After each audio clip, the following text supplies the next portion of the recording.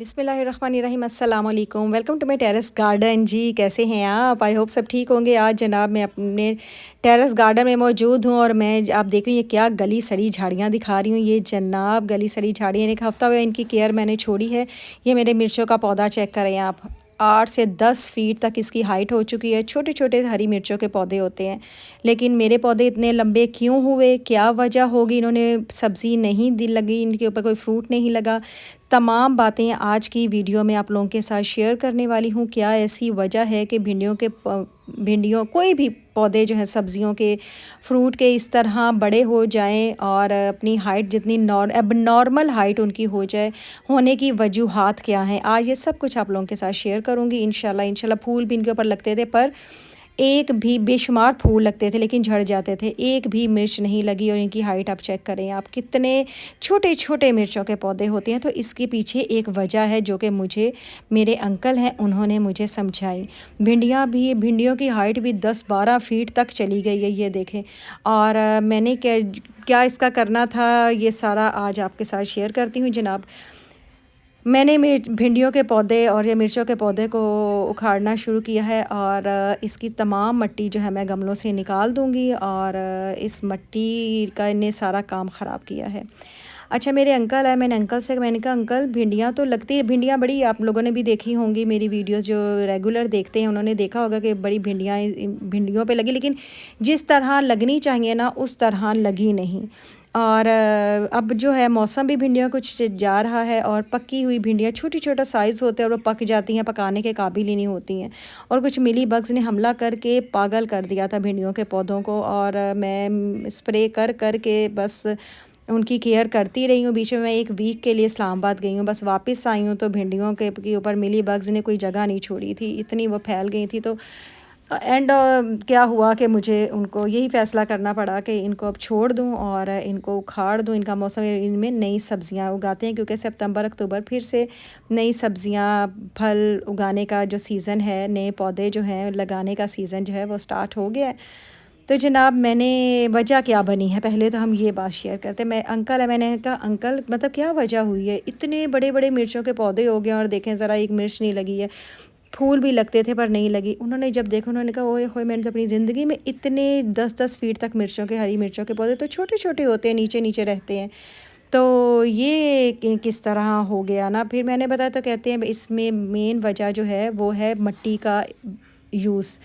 मतलब हमने कौन सी मेरा तो था कि मैंने, बड़े अंकल आए तो उन्हें नहीं पता था मैंने कौन सी मिट्टी इसमें डाली है। उन्होंने आके बस बीज मुझे लगा के देने थे, बीज लेके आए और मैंने लगा दिए। उन्होंने ना मुझसे पूछा ना मैंने बताया।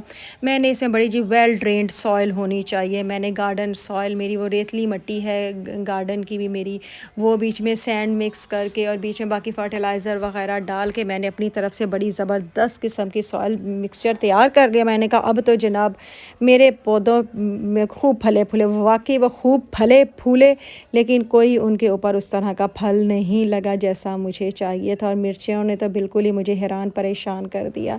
टमाटर भी साइज़ में छोटे, टमाटर भी अच्छे, लेकिन कुछ अरसा लगे उसके बाद वो भी ख़त्म हो गए। तो उन्होंने कहा कौन सी मिट्टी यूज़ की थी, मैंने बताया, कहते बेटा ये जो आप मिट्टी यूज़ करते हो, ये जितना आपने अपना टेरेस गार्डन बनाया हुआ है ना, जितने आपने गमले रखे हुए हैं, ये उन गमलों पौधों के लिए, आम जो डेकोरेशन वाले पौधे होते हैं, प्लांट्स होते हैं, उनके लिए ये बेस्ट सॉइल मिक्सचर है जो आप तैयार करती हो। उसमें हमें फ्रूट नहीं चाहिए होता है, और अगर हमें जैसे कोई फूल वाले पौधे होते हैं तो उसमें हम ख़ास किस्म की फर्टिलाइज़र ऐड करते हैं जिससे वो अच्छे से फूल देते हैं। तो ये सूरत हाल हुई। तो उन्होंने कहा कि इसके लिए आपको चाहिए कि आप हमेशा सब्जियों के लिए याद रखें कि भालू मिट्टी, जो खेतों की मिट्टी होती है ना, वो वाली आपने यूज़ करनी, कोई सैंड मिक्स नहीं करनी, डायरेक्ट वो यूज़ करें। बीच में आप काव डंक डालें, आप वर्मी कंपोस्ट डालें, कोई भी फर्टिलाइज़र आप वो डाल दें, लेकिन मिट्टी जो है वो आपने खेतों की मिट्टी जो है वो इस्तेमाल करनी है।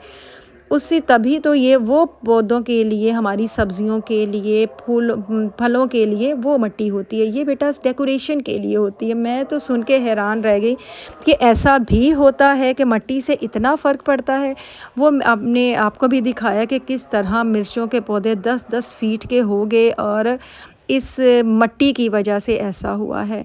तो जनाब अब मैंने यही फ़ैसला किया है कि ये देखें सारे जो पौधे हैं वो उखाड़ रहे हैं और उसमें से मिट्टी गमलों से निकाल के उनको सेव कर रहे हैं। इस मिट्टी को मैं गार्डन में एक जगह रख दूँगी ताकि डिकम्पोज़्ड हो जाए, फिर इसको यूज़ करूँगी।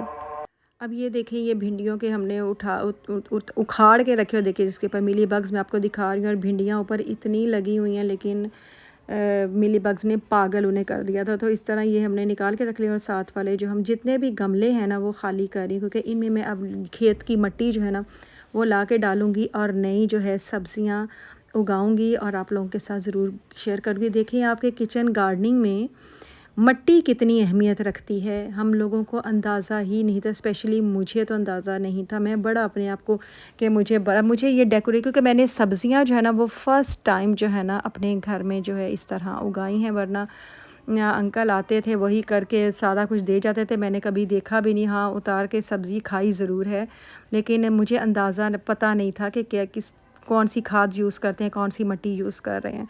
तो जनाब जो चीज़ मुझे पता चली मैंने सोचा कि आप लोगों के साथ फ़ौरन से शेयर करूं, ताकि आगे जो मौसम आ रहा है ये सब्ज़ियों का उगाने का आजकल ही सीज़न है, तो अगर आप लोग इरादा रखते हैं तो आप इस तरह ही करें। इसी तरह आप धनिया पुदीना हर चीज़ आपने आम मिट्टी में, गार्डन सॉइल नहीं, जो खेतों की मिट्टी होती है उसमें आप जो है वो उगाएं, तो देखिएगा दिन दुगनी रात चौगनी तरक्की करेगा। मैंने भी अभी एक तो मैंने एक्सपीरियंस कर लिया, अब मैं जो है खेतों की मिट्टी ला के तो उससे मैं एक तजर्बा करूँगी, आप लोगों के साथ ज़रूर शेयर करूँगी। मुझे उम्मीद है कि आपको ये इन्फॉर्मेशन अच्छी लगी होगी, अच्छी लगी तो लाइक करें और मेरी वीडियो को शेयर ज़रूर करें।